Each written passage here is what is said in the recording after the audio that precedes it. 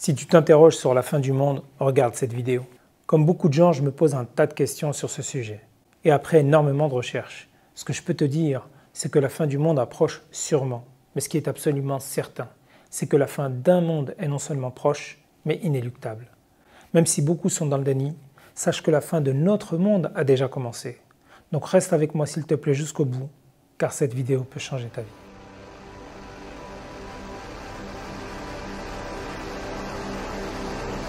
Je ne vais pas tourner autour du pot pour te dire mes 4 vérités. Il y a 3 raisons qui me poussent à dire que notre quotidien risque à très court terme d'être bouleversé. Autrement dit, les conditions d'habitabilité de cette planète sont en train d'être laminées. Donc ça ne peut pas durer. Oui, notre vie risque d'être totalement chamboulée, avec dans quelques temps une situation qui pourrait virer au chaos généralisé, à la guerre et à la violence. Parce qu'une bonne partie des pays mondiaux seront en guerre, les autres sont en dictature. Enfin voilà, c'est évident que c'est le chaos partout. Dans la deuxième courbe, on ne s'y sera pas préparé, ce sera le chaos. Il va y avoir des dévissages nets et le fait que la pente soit trop pentue fait que ce n'est pas gérable. Donc ça devient des pénuries, de la panique, du chaos, de la violence. Je vais donc t'exposer dans le détail pourquoi ça risque de virer au drame de notre vivant et pas dans 100 ans. On a combien de temps ? On n'a pas beaucoup de temps. Je pense que nous, de notre vivant, notre vie va complètement changer. C'est pas pour nos enfants, c'est pour nous, quoi. Il faut vivre avec la possibilité que ça ne renaisse pas non plus, ça ne puisse ne pas renaître. Jacques, la thermodynamique d'une fusée qui s'emballe, qu'est-ce qui se passe ? Elle explose. Est-ce que vous pensez qu'on va exploser ? Oui. Oui, bien sûr. Oui, ce que je vais expliquer est choquant et cette démonstration va certainement t'angoisser. Mais, il nous incombe de transformer cette frayeur en espoir, car toi comme moi, nous avons une obligation, c'est de tout faire pour puiser en nous les ressorts notamment spirituels, pour retrouver l'espoir et construire un avenir désirable pour nous et nos enfants. Pas de place au défaitisme ni au fatalisme. Pour finir sur cette introduction, je dirais que cette vidéo a aussi comme objectif de passer à l'action. Mais avant de se mobiliser, encore faut-il être averti et conscient des enjeux. Ce n'est qu'au moment où on s'inscrit dans une démarche de connaissance que l'on peut agir. Car comme le dit très justement le philosophe Bruno Latour, si tu sais et que tu ne fais pas, c'est que tu ne sais pas. Et moi ce que je veux, c'est que tu saches. Tu as donc compris que la première étape de l'action, c'est le savoir. Mais pas un savoir à la surface, un savoir en profondeur. C'est ce à quoi va servir cette vidéo. Donc regarde-la si tu veux bien jusqu'au bout s'il te plaît et diffuse-la parce que c'est la première marche de l'escalier. T'es prêt ? Maintenant, allons-y.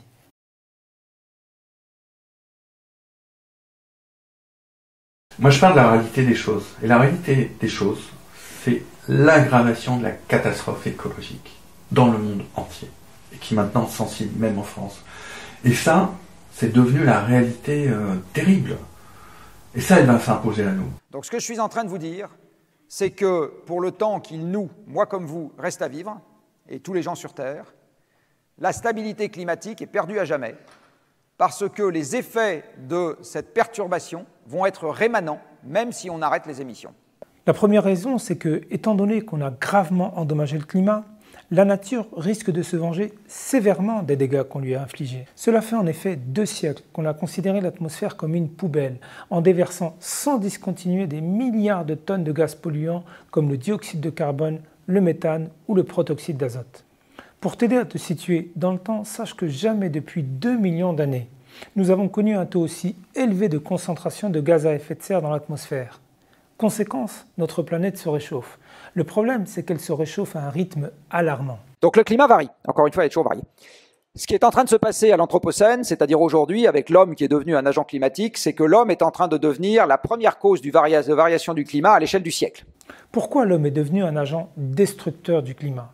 Parce que depuis maintenant près de 2 siècles et le début de ce qu'on a appelé la révolution industrielle, l'humanité a cramé un nombre démentiel d'énergies fossiles, pétrole, gaz et charbon essentiellement. Pour te donner une idée de la réalité, prenons juste un chiffre. Est-ce que tu sais que pour les besoins de l'industrie, des loisirs, du commerce, bref, de la vie en général, est-ce que tu sais combien nous brûlons de barils de pétrole quotidiennement ? Tu as une idée du chiffre ? Le pétrole, c'est 100 millions de barils par jour. Un baril, c'est à peu près grand comme ça. Si on les additionne, si on fait une colonne de barils, 100 millions de barils les uns sur les autres, ça fait une colonne de 80 000 km de haut.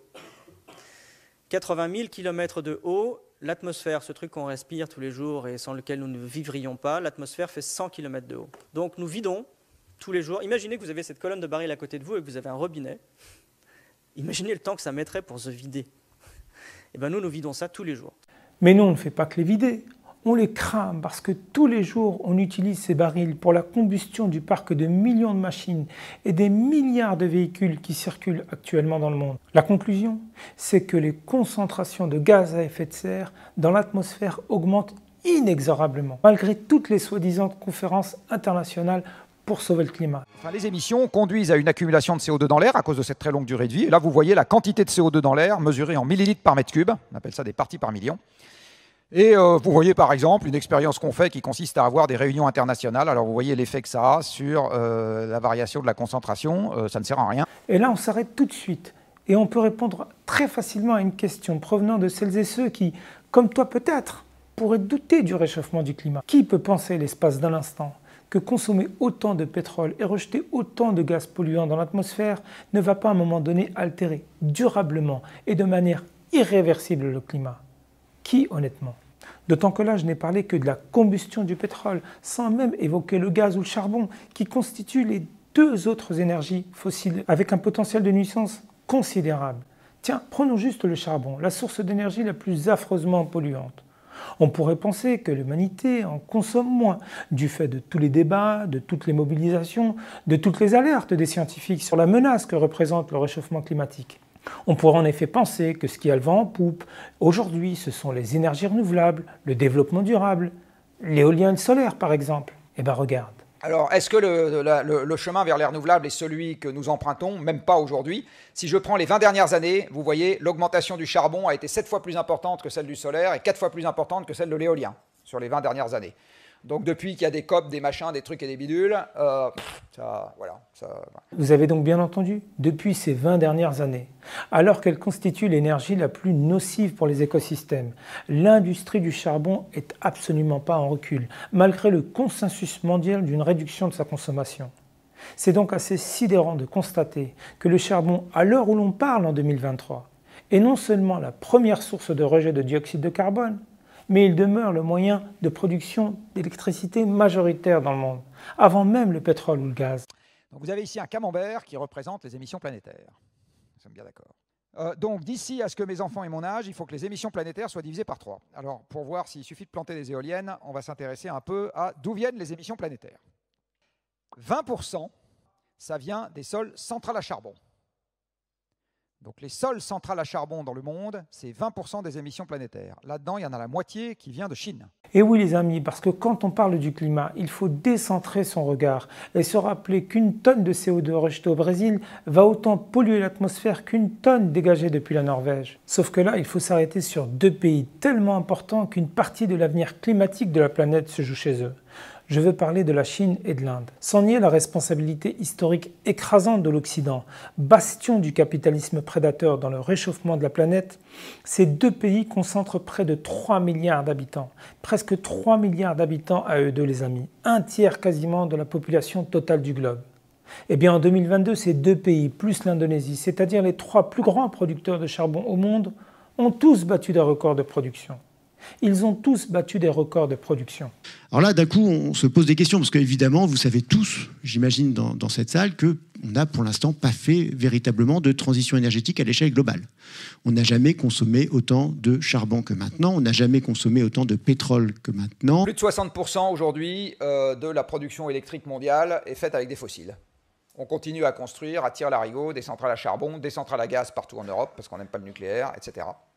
Et quand on regarde comment s'est décarbonée l'énergie mondiale depuis 1965, ben voilà une courbe qui est que ça ne se décarbone pas. Ça ne se décarbone pas parce que le charbon, véritable bombe climatique, est encore massivement utilisé dans beaucoup d'endroits, dans certains pays européens comme l'Allemagne, qui a fait repartir ses centrales à charbon pour compenser le manque de gaz russe du fait de la guerre en Ukraine. Mais si vous allez en Allemagne, la moitié est faite avec du charbon. La moitié de l'électricité allemande est produite avec du charbon. Ça n'a pas beaucoup changé avec ce que les Allemands ont fait sur les 10 dernières années.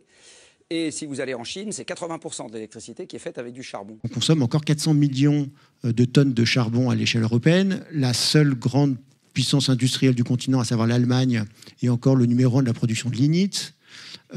Pour vous donner un exemple, la centrale à charbon allemande de Neurath, si ma mémoire est bonne, qui est une centrale qui fait 4 gigawatts électriques, elle vous bouffe 50 000 tonnes de charbon par jour. 50 000 tonnes de charbon par jour. Elle vous évacue 10 000 tonnes de cendres par jour. Donc on voit bien que les choses ne tournent pas rond. C'est comme si l'économie mondiale agissait tel un rouleau compresseur qui grossit à mesure qu'il avance, obnubilé par le dogme de la croissance sans rien changer de ses mauvaises habitudes. Et le souci, c'est que ça touche tous les pays du monde, tous les États de la planète participent de ce cercle vicieux dopé par des combustibles fossiles dont ils n'arrivent pas à s'arracher. 80% donc de l'approvisionnement énergétique mondial aujourd'hui est fossile. 80% de l'approvisionnement énergétique mondial était fossile en 1965. Donc ça fait des décennies que nous sommes à 80% d'énergie fossile dans le mix. L'essor du nucléaire, puis l'essor des ENR, en fait c'est un faux essor, c'est un essor très relatif.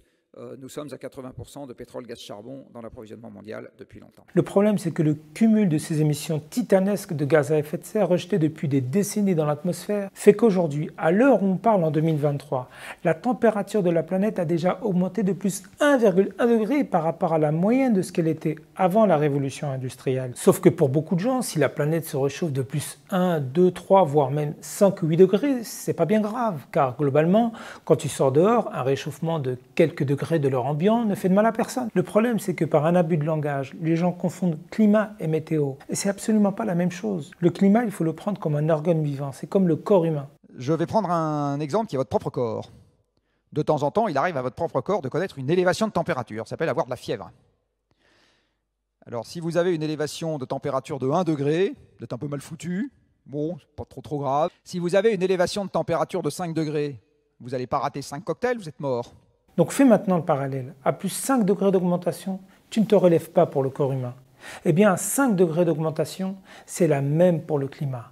Le choc thermique est si violent qu'il dilapide les chances de survie des générations futures. C'est comme ça qu'il faut saisir le problème. Et quand tu le prends sous cet angle, ça devient beaucoup plus sérieux. Là, la planète a déjà pris plus 1,1 degré d'augmentation de moyenne de température. Regarde les conséquences réelles, visibles de cette élévation qu'on constate aujourd'hui. À fin 2022, j'ai enfin réactualisé ce truc-là. Nous avions mis dans l'atmosphère, nous les humains, à peu près 2400 milliards de tonnes de CO2, moyennant quoi la température planétaire s'est réchauffée entre 1,1 et 1,2 degrés. Alors à 1,1, 1,2 degrés, qu'est-ce qu'on a eu? Nous avons eu moins 50% en France sur le maïs non irrigué, nous avons eu moins 30% sur les patates, nous avons au Canada l'année dernière eu 50 degrés avec les conséquences que vous savez. On a pris 1 degré, à 1 degré on a déjà 20 millions d'hectares qui crament en Australie, plus 20 millions d'hectares qui crament en Sibérie, plus 5 millions d'hectares qui crament en Californie, enfin non, pour le moment ils sont qu'à 3, qui crament en Californie, plus etc, juste à 1. Hein. Maintenant on va parler sérieux, parce que si on veut garder une planète habitable, les scientifiques du GIEC, le groupe d'experts intergouvernemental sur l'évolution du climat, nous disent qu'il faut freiner absolument les émissions de CO2 car on ne doit pas dépasser la limite de plus 1,5 degré. Vagues de chaleur, extinction d'espèces ou encore diminution des calottes polaires.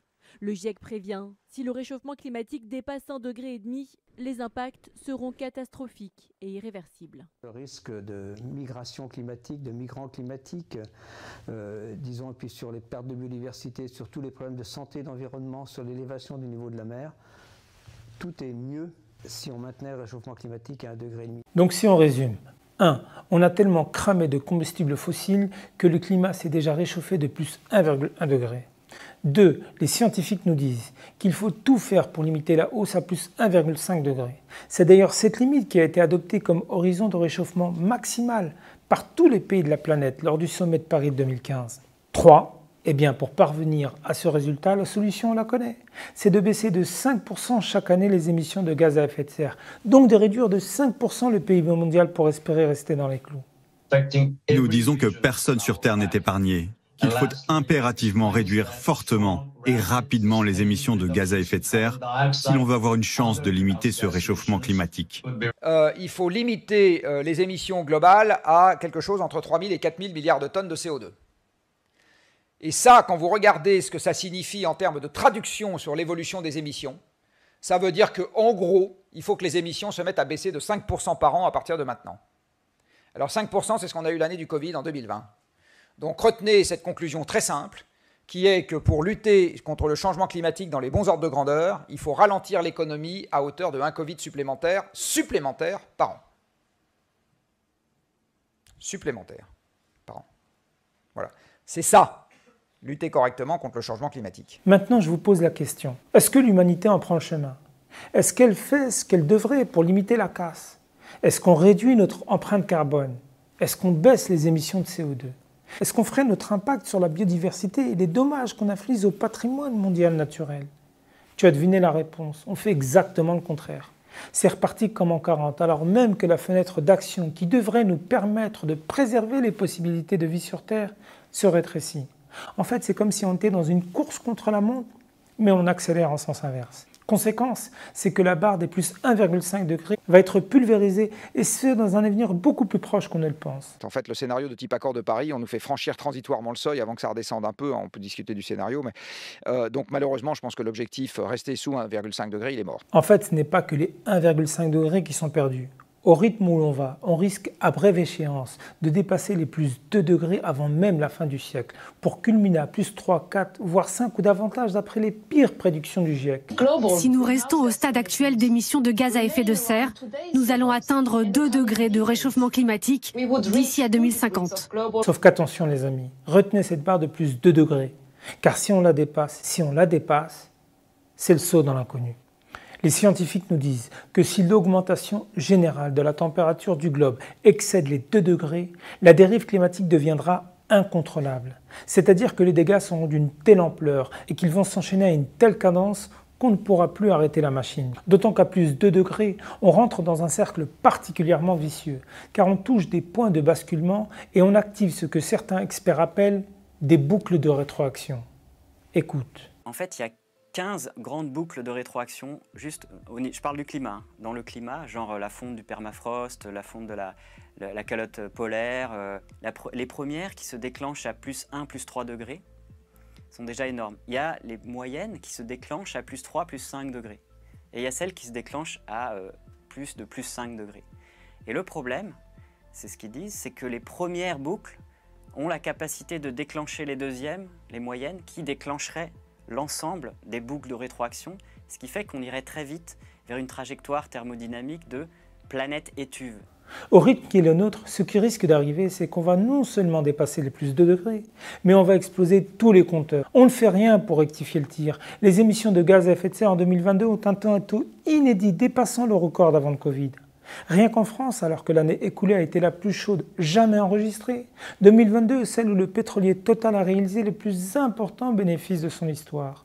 Lui et les autres majeurs du secteur. Comme l'avait dit très justement Edgar Morin, nous n'avons pas encore compris que nous allons vers la catastrophe et nous avançons à toute allure comme des somnambules. Sa déclaration, elle date de 2011, ça fait 12 ans qu'il met en garde. De la même manière que les premiers scientifiques qui ont alerté sur les limites planétaires et prévenu l'humanité qu'il fallait freiner la cadence remontent à 1972 avec le fameux rapport Meadows rendu au Club de Rome. Ça fait donc plus de 50 ans, mais personne ne les écoute. Comme on reste sourd à ces mises en garde, eh bien le plus vraisemblable, c'est qu'on va dépasser les plus 2 degrés de notre vivant. Mais là, j'ai besoin de toute ton attention et écoute bien ce qui va arriver. Du fait de considérations géologiques, les continents vont se réchauffer davantage que les océans. Or, il faut savoir que la température ne va pas monter de manière homogène. L'inertie thermique des continents étant plus faible, elle montera plus vite sur les continents que sur les océans. Donc si vous avez un réchauffement global de 2 degrés, ça sera 3 sur les continents. Ensuite, ça ne va pas être vrai également pour les extrêmes. 3 sur les continents, ça veut dire 5 à 6 pour les extrêmes. À ce niveau-là, certaines zones du monde qui figurent parmi les plus densément peuplées deviendront inhabitables. Ici, vous avez d'abord un graphique qui vous montre le nombre de jours où les conditions extérieures seront létales, c'est-à-dire qu'on sort dehors, on meurt, sur une planète qui s'est réchauffée de 4 degrés. D'accord ?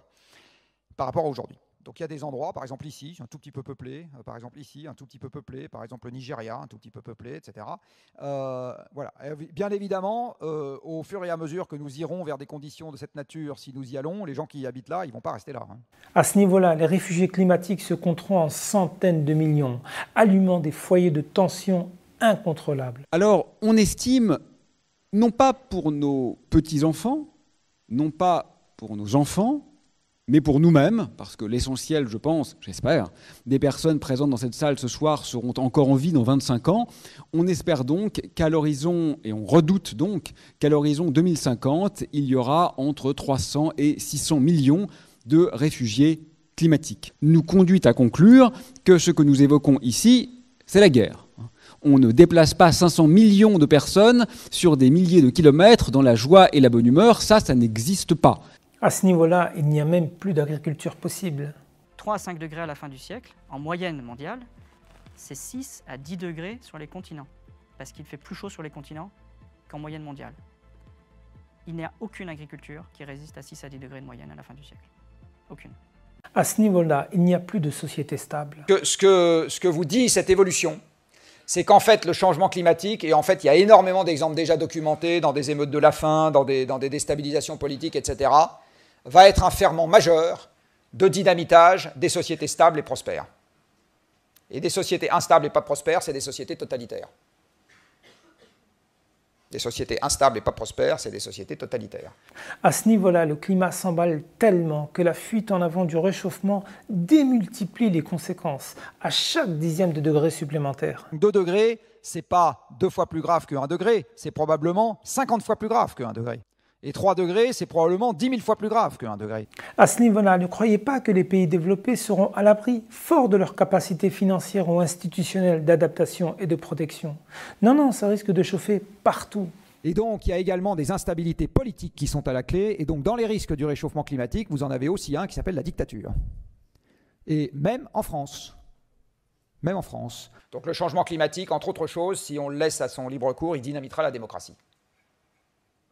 C'est absolument, et la liberté individuelle. C'est absolument évident. Est-ce que c'est cette planète qu'on veut léguer à nos enfants? Tu comprends maintenant pourquoi je t'ai dit que cette vidéo risque de changer ta vie? La tournure que prennent les événements est si préoccupante que l'ONU a décrété la situation actuelle comme une menace existentielle directe. J'ai pas fini, reste s'il te plaît, car on va évoquer la deuxième raison, le deuxième sujet qui, en s'ajoutant au premier qu'on vient de développer, ne fait que créditer la thèse centrale de cette vidéo: la fin de notre monde est proche et inéluctable.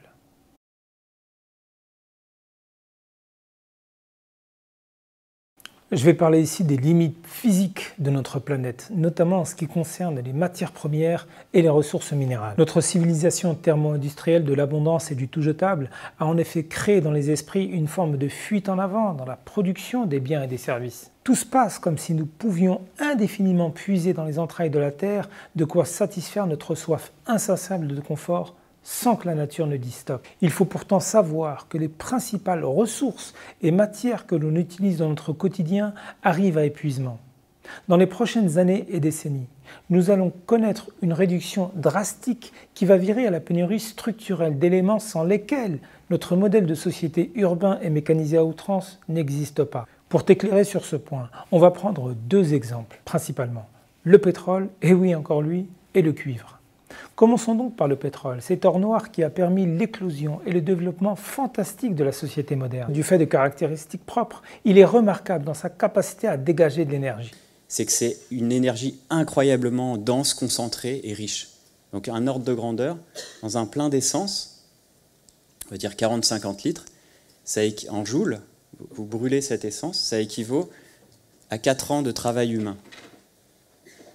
Une personne moyenne qui travaille un travail moyen, pendant 4 ans, il va produire autant de joules qu'un plein d'essence. Un baril de pétrole, c'est 12 années et demie de travail humain.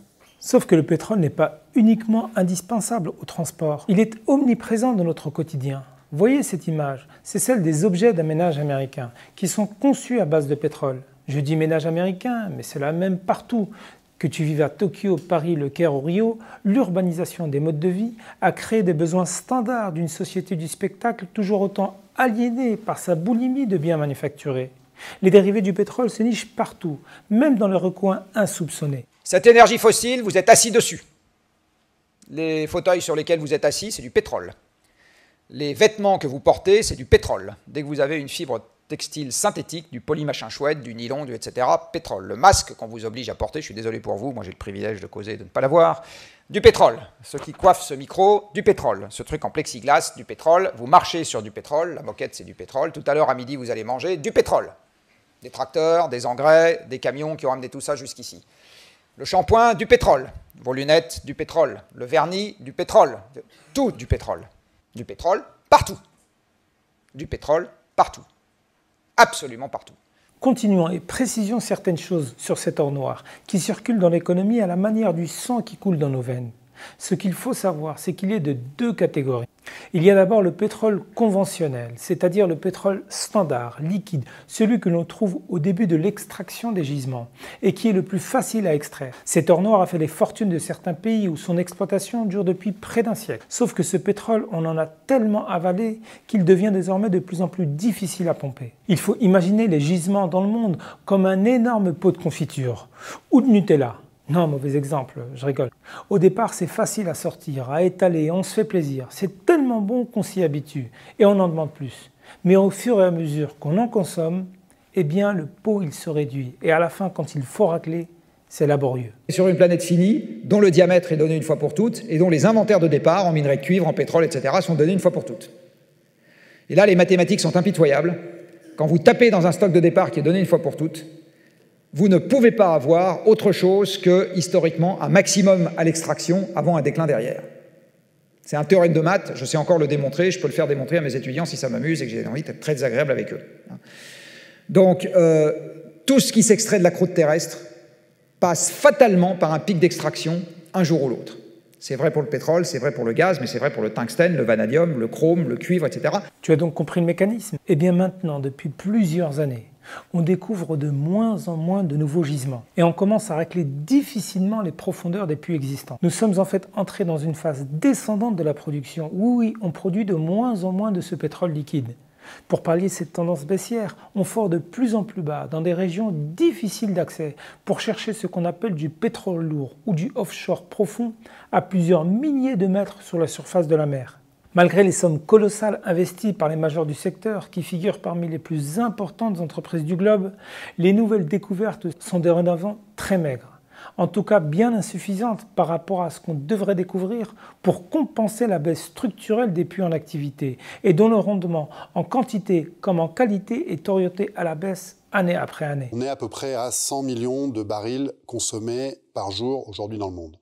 Sur tout ça, 70% ou 70 millions de barils jour, c'est du pétrole qu'on appelle le pétrole conventionnel.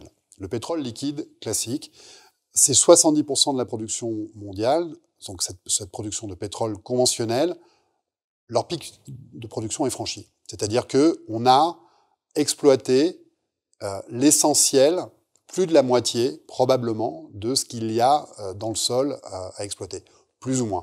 Et on ne s'attend pas à ce que ce processus puisse être inversé, tout simplement parce qu'on ne trouve plus de pétrole conventionnel. Les découvertes de pétrole conventionnel n'ont jamais été aussi mauvaises depuis des décennies, pour une raison, alors qu'on met beaucoup d'argent et beaucoup de moyens technologiques pour chercher ce pétrole. On a en fait dépassé le maximum de production car on a déjà atteint le fameux peak oil ou pic pétrolier. Alors premier drapeau rouge, celui-là c'est une confirmation. Le pic du pétrole conventionnel, c'est-à-dire le pétrole liquide classique, qui constitue les 3/4 de la production mondiale de pétrole, les 3/4, est franchi. Alors c'est pas une nouvelle, c'est une confirmation. L'AIE, l'Agence internationale de l'énergie, nous dit ce pic a été franchi en 2008. On est parti d'un pic qui était pour le pétrole conventionnel à quelque chose comme 70 millions de barils par jour. Et on a perdu quelque chose comme 2 à 3 millions de barils par jour depuis. Il faut quand même savoir qu'en 2018, l'Agence internationale de l'énergie a dit que la production mondiale de pétrole dit conventionnel, c'est-à-dire tout ce qui n'est pas le pétrole de schiste et les sables bitumineux, était passé par un maximum en 2008, que depuis ça déclinait et que c'était le déclin terminal, c'était irrémédiable. J'en ai entendu parler nulle part dans les médias. Alors vous allez me dire, très bien Nabil, mais tu nous excuseras, car de 2008 à aujourd'hui, ça fait quand même 15 ans. Et en 15 ans, ta baisse de pétrole dans les stations-service, on ne l'a pas vue. De plus, l'économie, le tourisme, le commerce, notamment en ligne, donc via les avions et bateaux, n'a fait qu'augmenter depuis 15 ans. Le commerce en ligne a même explosé ces dernières années. Donc ta baisse structurelle de production de pétrole, elle est quand même suspecte parce qu'elle a l'air invisible. Bonne remarque. Eh bien, ce qu'il faut savoir, c'est que cette baisse du pétrole conventionnel a été compensée par la découverte puis l'exploitation ces dernières années d'un autre type de pétrole qu'on appelle le shale oil ou le pétrole de schiste. On l'appelle aussi pétrole non conventionnel, par opposition au premier. En plus d'être très polluant dans son processus d'extraction, sa production vient essentiellement des États-Unis. Le pétrole de schiste américain, donc c'est du pétrole.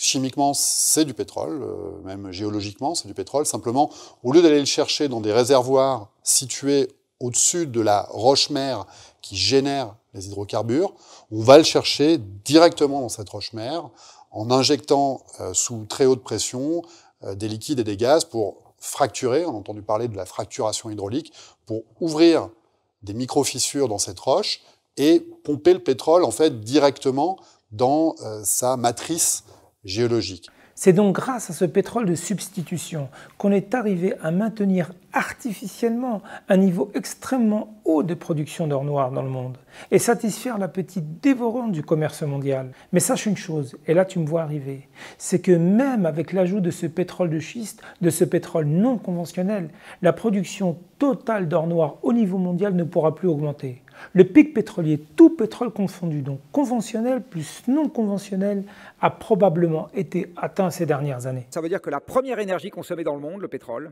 est passée par un maximum pour le pétrole conventionnel en 2008. Et l'analyse qu'on fait au Shift Project, c'est que si on rajoute ce qu'on appelle le shale oil, c'est-à-dire le pétrole de roche-mère américain, eh bien même en rajoutant le shale oil, le maximum historique de la production mondiale de pétrole était probablement 2018, c'est-à-dire un an avant 2019 qui a précédé le Covid, 2018. À date, les statistiques publiées montrent que c'est novembre 2018 qui a eu la production historique de pétrole la plus élevée dans le monde. Conclusion, alors qu'il est à la base de notre quotidien, le déclin de production de pétrole est écrit et il risque de s'accélérer avec le temps. D'autant que là, il faut ajouter un facteur aggravant qui va corser l'addition. Et oui, parce qu'à partir du moment où les rendements des champs pétroliers vont commencer à diminuer sérieusement, à ton avis, que vont faire les pays producteurs ? Ils risquent tout naturellement de limiter leurs exportations, précisément pour conserver le pétrole restant pour eux et leur population. Dans ce contexte mondial totalement inédit de baisse inexorable de production d'or noir, l'Union européenne et donc la France, qui dépend à 95% de l'étranger pour ses besoins en pétrole, risque de voir ses importations être divisées par 2, 5, 10 ou 20. Et voilà le résultat de leur travail. Donc ce qu'ils disent, c'est que la production de ces pays va être divisée par 2 d'ici à 2050, pour des raisons géologiques, même si on ne parle pas des banques qui arrêtent de financer les fossiles, etc. Juste, il n'y en a plus. Ce qui veut dire que l'importation de pétrole qu'on pourrait avoir en Europe va être divisée par 2 à 20. Parce que l'Union européenne ne produit rien. Les seuls pays en Europe qui produisent, c'est la Grande-Bretagne et la Norvège, et ils ne sont pas dans l'Union. Donc l'Union européenne va voir ses importations de pétrole divisées par 2 à 20, que ça nous plaise ou que ça ne nous plaise pas. Excusez-moi d'insister, mais imaginez le résultat. Imaginez le scénario de pays toujours autant dépendants de pétrole, mais dont les fournisseurs seront de plus en plus à sec. C'est toute l'économie qui risque d'accuser un énorme coup d'arrêt, vu que le pétrole est partout, comme on l'a rappelé tout à l'heure. Tout le tissu économique va être déréglé et balafré. Ce n'est pas que le secteur des transports qui va morfler, mais c'est tout le circuit alimentaire qui va subir un renversement systémique. On n'est pas prêt en fait à ce qui va arriver. Donc on a un constat. D'un côté, tous nos systèmes alimentaires, ce qu'on mange nous ici en Europe, dans les pays industrialisés, dépend du pétrole. Et c'est bientôt, il n'y en aura plus ou plus facilement accès. J'ai mis des années avant de résoudre cette équation, qui est toute bête en fait, mais on ne veut pas le voir. En tout cas, je ne l'ai jamais vu en cours, explicité comme ça. C'est juste la fin de nos systèmes alimentaires industriels. Et là, quand vous avez 2 fois, 5 fois, 10 fois moins de pétrole pour alimenter les stations essence, les pénuries à la pompe, ça va être quelque chose. Vous vous souvenez des pénuries du mois d'octobre dernier suite au mouvement de grève dans quelques raffineries ? Vous vous souvenez comment les gens étaient à fleur de peau à cause des heures d'attente devant les stations ?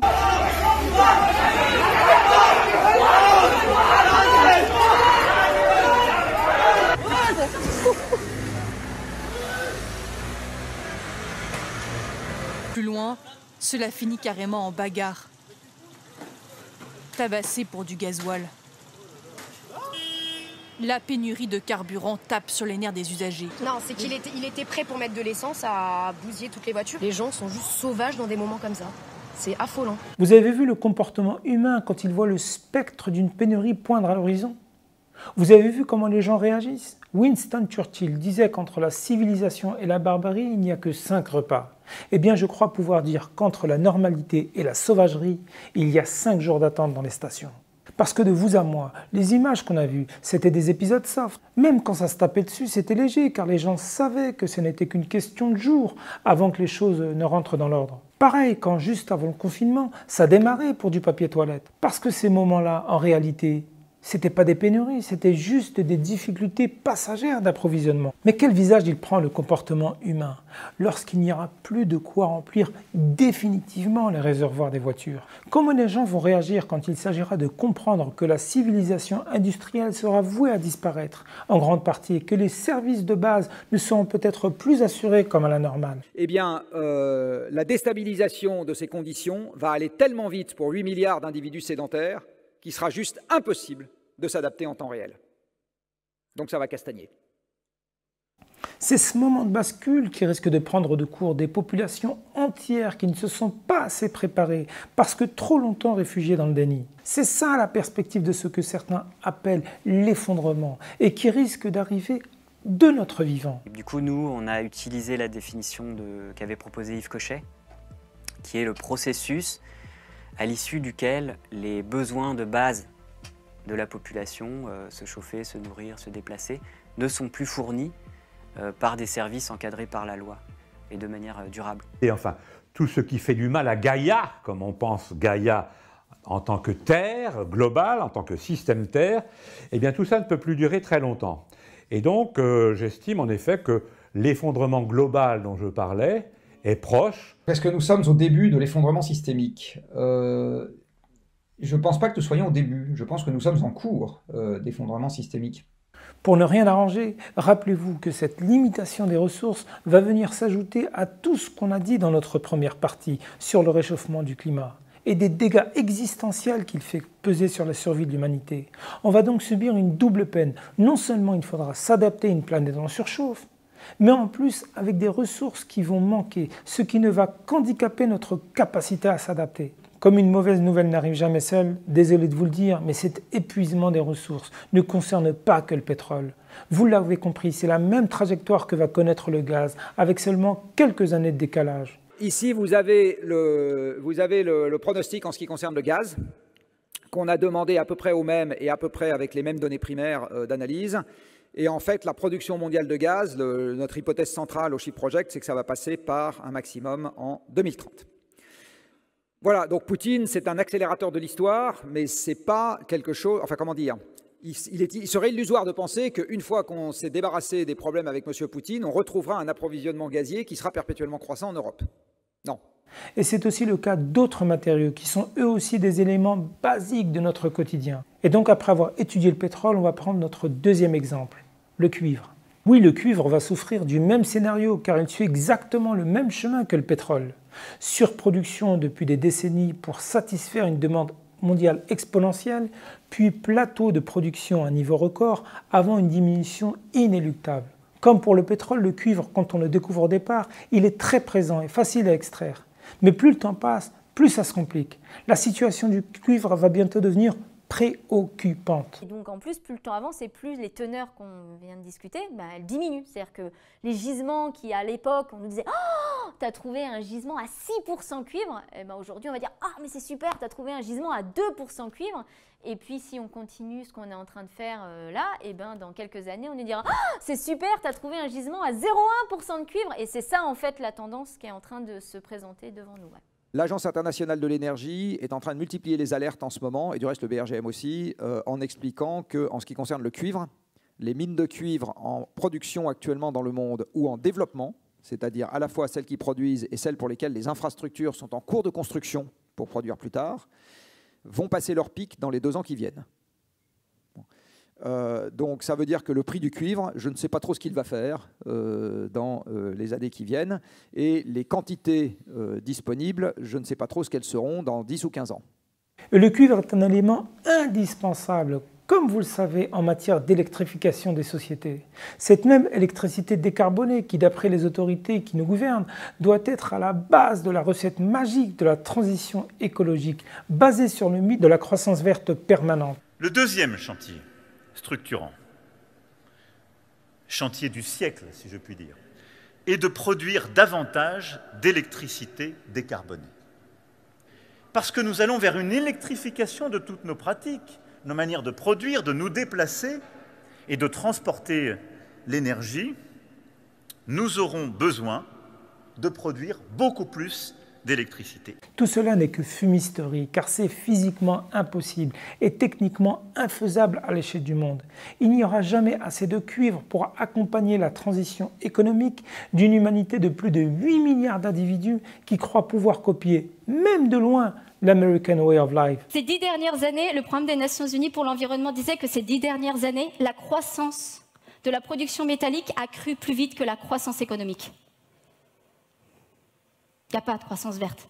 Voilà, vous dites PIB égale CO2, donc s'il y a moins de CO2, bah forcément il y aura moins de PIB. Hein. Donc les années de stagnation économique sont devant nous. Dit autrement, la croissance verte, ça n'existe pas pour le Voilà, exactement. C'est impossible du fait des limites finies de notre planète, d'autant que cette tendance structurelle à la baisse de matériaux et des ressources, on vient de parler du pétrole et du cuivre, vaut globalement pour tous les autres. Le lithium, le cobalt, le tungstène, le zinc, le palladium, etc. Partout, les clignotants sont au rouge, du fait d'une production exponentielle qui n'est pas soutenable dans la durée. Alors, ce que je vais vous dire aujourd'hui à propos de l'énergie, en fait, ça vaut pour toutes les matières premières. C'est-à-dire que l'histoire matérielle de l'humanité est une histoire d'accumulation, certainement pas des histoires de transition ou de substitution. Si vous prenez la somme totale des masses de matière qu'on consomme au XXe siècle, on est passé en gros de un peu moins de 10 gigatonnes à 100 gigatonnes par an. 100 milliards de tonnes de matière par an consommées par l'économie mondiale. Ça fait plus sens si on prend matière par matière. Vous prenez les 65 principales matières premières consommées par l'économie mondiale. Sur ces 65, il n'y en a que 5 qui ont diminué. Toutes les autres n'ont fait absolument que croître. Pour des grands métaux comme le cuivre, le nickel, l'aluminium, le zinc, on a doublé, triplé, quadruplé. Parfois, avec le cobalt, on a multiplié par 6, 7 la quantité de ressources qu'on extrait chaque année. Là, en 20-25 ans. Là. Ouais. Cette situation n'est pas tenable. Ça ne fait absolument pas question. Plus personne de sérieux ne se pose cette question. On peut le voir de multiples manières. La plus évidente, c'est que la courbe des prélèvements est actuellement très au-dessus de celle des ressources écosystémiques. Ça, c'est certain, ça ne peut pas durer. On peut le voir parce que les limites planétaires sont aujourd'hui dépassées sur plus de la moitié des critères majeurs. On peut le voir parce que les points dits de non-retour sont atteints essentiellement 2 fois plus vite que prévu. Mais le problème est qu'on fait comme si de rien n'était, car l'état d'ébriété dans lequel on est plongé nous fait oublier tout sens de la mesure et du discernement. Et désolé de vous le dire, et sans vouloir faire du populisme de bas étage, ne comptez pas sur les gouvernements pour arranger les choses, car ils ne sont absolument pas à la hauteur des enjeux. Les gouvernements aujourd'hui ne sont même pas dans la peau de mes étudiants qui étudieraient avec un objectif de 12 sur 20. Les gouvernements sont dans la peau de mes étudiants qui regardent Roland-Garros plutôt que d'étudier. On a des politiques qui continuent à être parfaitement connes. On vend de plus en plus de SUV, on continue à faire des autoroutes, des aéroports, on va mettre une nouvelle piste à Roissy. Non, on a des politiques qui continuent à être parfaitement connes. Mais ce n'est pas parce que les pouvoirs sont cyniques et irresponsables qu'il faut baisser les bras. Car comme je le dirais en conclusion, je crois beaucoup plus à la culture de l'initiative par le bras. On en reparlera, mais continuons la démonstration. Parce que là, je vais vous donner 2 chiffres absolument démentiels et retenez-les s'il vous plaît. 1. On a déjà tellement utilisé de matériaux ces derniers temps, donc comme l'acier, le ciment, le nickel, le zinc, le charbon, ce que tu veux, que ce qu'on a consommé entre 2002 et 2015 dépasse ce qu'on a utilisé durant tout le XXe siècle. Tu as bien entendu, à l'espace de 13 ans, on a englouti autant de matériaux que durant la totalité du siècle dernier. Et regardez bien ce que dit Fresso, parce que je pense que c'est important. Entre 2002 et 2015, on a extrait autant de matière que tout ce qui avait été extrait depuis 1900. J'ai pas fini, attends le 2e chiffre. Si on imagine continuer à vivre comme on vit là, aller en avion pour 30 € pour un week-end en Espagne, changer de téléphone tous les 2-3 ans, rouler en voiture individuelle, même électrique, Tu m'as compris. Si on transpose ce train de vie dans une planète de 8 milliards d'habitants qui va bientôt en compter 9, regarde ce qu'il faut de quantité de métal. Il faut se souvenir de chiffres, parce qu'il ne faudra pas qu'on se dise « on ne nous l'avait pas dit », on nous l'a dit. On nous a dit, il y a des gens qui nous l'ont dit, qui nous ont dit que la quantité de métaux à produire au cours des 35 prochaines années, donc c'est 2018, donc c'est à l'horizon 2050, hein, ça dépenserait la quantité cumulée produite depuis l'Antiquité. Je te laisse faire ta conclusion. Oui, le monde dans lequel on vit est une dinguerie. Mais si on ne fait rien, celui qui approche est une folie. Et là, j'en arrive à ma troisième raison.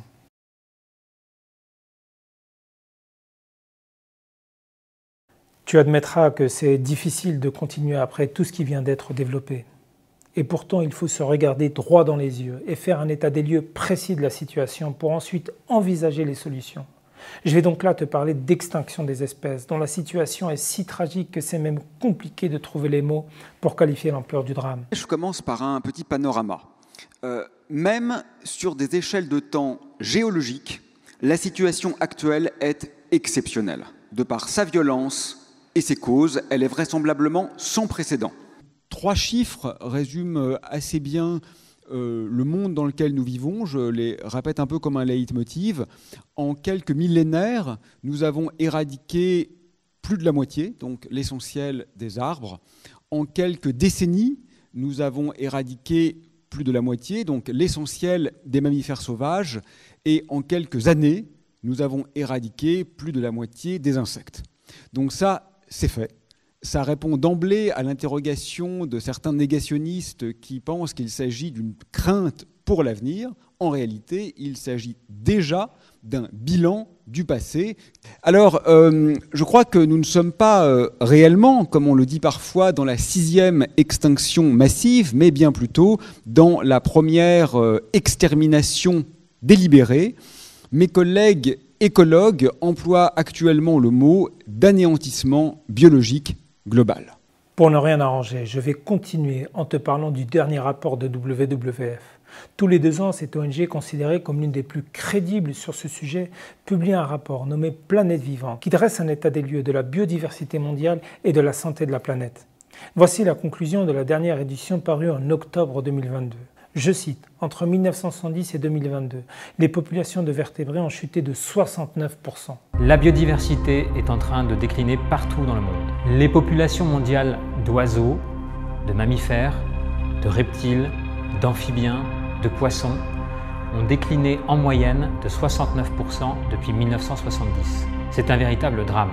Cet indicateur, c'est ce qu'on appelle l'indice planète vivante. Il est mesuré tous les 2 ans par le WWF depuis un peu plus d'une vingtaine d'années et il constitue un indicateur de la pression que met l'humanité sur la nature et les écosystèmes. Je vais répéter cette phrase. Entre 1970 et 2022, les populations de vertébrés ont chuté de 69%. Ça veut donc dire qu'en moins de 50 ans, plus des 2/3 des vertébrés. Les vertébrés, c'est les oiseaux, les poissons, les mammifères, reptiles, donc requins, gorilles, éléphants, etc. Une bonne partie du règne animal qui fondent nos imaginaires et sont essentiels à la biodiversité. Eh bien, plus des 2/3 d'entre eux ont disparu. Ce chiffre, qui est calculé à partir de données scientifiques, collectées sur plus de 5230 espèces de vertébrés, ne fait qu'augmenter rapport après rapport. Et écoute bien, dans son édition de 2012, l'ONG chiffrait ce déclin moyen à 50%. C'est donc 69% 10 ans plus tard. La hausse en une décennie est étourdissante. À cet avis, on aura anéanti toutes les espèces de vertébrés dans peu de temps. Il est urgent que l'humanité mette en place des mesures inédites et ambitieuses pour enrayer cette effrayante disparition de la nature. Sinon, le pire reste à venir.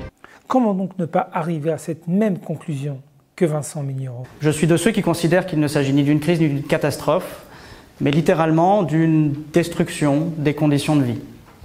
D'une destruction de l'équilibre écologique vital, même si le terme est un peu délicat à utiliser. Et ce naufrage ne touche pas uniquement la Terre sur laquelle on vit, mais frappe de plein fouet les océans, qui, rappelons-le, couvrent plus des 2/3 de la surface du globe. Ils vivent eux aussi une situation dramatique proche du basculement, réchauffement de la température des eaux, acidification et désoxygénation, élévation du niveau de la mer, combiné aux impacts de la surpêche et de la pollution. Tout ça conduit à une érosion de la biodiversité qui peut in fine provoquer ce que certains spécialistes appellent une extinction de masse de la faune et de la flore marine. Parce que comme pour l'atmosphère, on a considéré l'océan comme une gigantesque décharge. Évoquons ici une minute le cas du plastique. Comme pour le pétrole, sans ce plastique, l'être humain ne sait ni se nourrir, ni se loger, ni se déplacer, ni même se soigner. On en est tellement dépendant que le plastique est devenu le 3e matériau le plus fabriqué au monde, derrière le ciment et l'acier. Le problème, c'est que d'après certains rapports, les sociétés humaines devraient produire et utiliser en 2050, donc au moment où mon fils aura mon âge, 3 fois plus de plastique qu'aujourd'hui. Nous consommerons ainsi plus de 1200 millions de tonnes de plastique chaque année, l'équivalent de 65 plastiques neufs par personne et par jour. Où finit cette masse de plastique, dont près de 90% n'est pas recyclé? Elle se retrouve dans les océans, formant un continent monstrueux. Chaque minute, 20 tonnes de plastique sont déversées dans la mer. Chaque minute, 20 000 kilos de plastique sont déversés dans les océans. Toutes les minutes, 24 heures sur 24, 7 jours sur 7, un camion poubelle se déchargerait dans la mer. Sur un an, cela ferait 8 millions de tonnes de plastique qui finiraient dans l'océan. Choquant, c'est pourtant bien de cela dont il s'agit. L'image illustre tristement l'état critique des océans. Au total, l'amas de plastique que l'on y trouve mesurerait 6 fois la surface de la France, dont la moitié se situe dans l'océan Pacifique Nord. Ces espaces de plusieurs milliers de kilomètres carrés, on les appelle les zones ordures. Alors qu'il s'agisse de l'extinction des espèces, de la dégradation de leurs écosystèmes, d'un règne animal qui, non content de le brutaliser, on commence même à le modifier génétiquement, d'océans en souffrance où les plastiques seront bientôt plus nombreux que les poissons. Qui peut croire l'espace d'un instant que tout ça peut durer encore longtemps? Qui, sincèrement?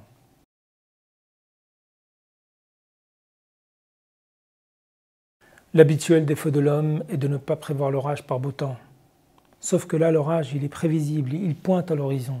Et il y a de fortes chances à ce qu'il soit inédit dans son ampleur et sa violence. Donc soit on commence à prendre la mesure du problème et agir tout de suite, soit l'ouragan risque de nous précipiter dans un désordre apocalyptique dont on peine à imaginer l'issue. Je suis donc de ceux qui pensent qu'une partie du salut viendra par le bas. Oubliez les politiques, les multinationales, les GAFAM, qui n'existent que parce qu'on leur donne du crédit et qu'on achète leurs produits. De greenwashing en discours creux, les grands de ce monde ne sont animés que par l'appât du gain et la solution ne viendra pas dans eux malheureusement. En étant réaliste dans l'analyse et optimiste dans l'action, je crois à la culture de l'initiative par le bas qui permet de faire converger les convictions de toutes les personnes soucieuses de préserver les possibilités de vie sur Terre. Pour ma part, c'est dans ma spiritualité d'appartenance, qui plonge sa racine dans une saine compréhension de l'islam, que je puise l'espoir et la motivation. J'aime beaucoup cette parole du prophète Mohammed, paix et salut sur lui, qui dit que si l'heure venait à sonner et que l'un de vous tient une graine dans sa main, qu'il la sème. Et là, dans cette parole, dans ce hadith, quand il dit l'heure, c'est l'heure avec un grand H, c'est-à-dire la fin du monde avec tout le fracas qui l'accompagne. Donc quand bien même tu as un épi dans la main, empresse-toi de le planter, quelles que soient les contingences. L'appel à la vie et à l'espérance, le souffle d'optimisme que recèle cette sagesse est à la base de ma conviction. Et il n'y a aucun doute qu'elle entre en cohérence avec l'esprit de tous celles et ceux qui, d'où que vienne la source de leur motivation, ont à cœur de bâtir un avenir meilleur. Alors loin de l'impuissance résignée, il nous faut agir tout en respectant le rythme de chacun. Je suis moi-même pris dans des contradictions, car comme tout le monde, j'aime croquer la vie à pleines dents.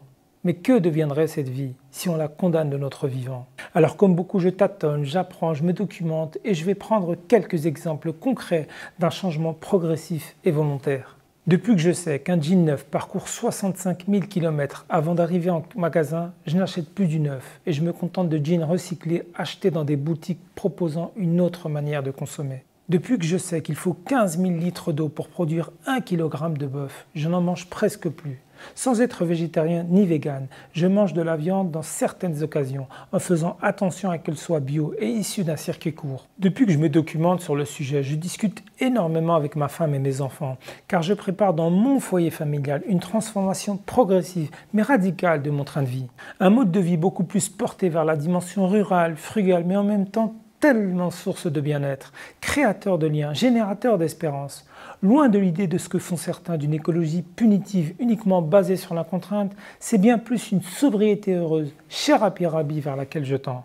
Je suis moi-même frappé combien, en parlant de ces sujets avec mes enfants, ils sont réceptifs et comprennent que le bonheur ne se trouve pas dans l'accumulation de biens. Enfin, j'aimerais envoyer un message à la communauté musulmane, car elle semble trop absente en matière de préoccupation écologique. Ce n'est pas normal alors que le Coran regorge d'appels à la sobriété, à la vie simple, au respect du vivant. Ce vivant considéré comme un dépôt divin dont la responsabilité de l'homme est de le protéger et de le préserver. Pourtant, les pays musulmans sont parfois les plus prompts à dégrader les écosystèmes, avec certains d'entre eux qui détiennent le triste record de plus grands pollueurs par habitant. Ce n'est pas normal d'avoir une telle distorsion entre le souffle originel du Coran, qui voit dans la création l'une des manifestations de la révélation, et la pratique d'énormément de fidèles, pour qui le défi écologique est le cadet de leurs soucis, alors même qu'ils conditionnent l'avenir de leurs enfants. Le mois sacré du Ramadan approche, et gageons qu'il sera le moment d'une réelle introspection sur notre modèle de consommation. Un Ramadan d'ailleurs qu'on va essayer ensemble de placer sous le signe de la réforme, parce que le changement de routine qu'il permet est l'un des moyens de questionner nos véritables besoins et de s'interroger sur le sens de notre quotidien. En somme, un Ramadan qui permet une élévation de l'âme, même dans la privation, loin de celui qui s'oublie dans le gaspillage et la surconsommation. À ce titre, et ce sera mon mot de la fin, je prépare pour bientôt une action assez ambitieuse que je vous annoncerai en temps voulu. Ce projet sera pour moi l'aboutissement de toute cette réflexion et vous pourrez tous, je l'espère, y prendre part, Inch'Allah. À très bientôt.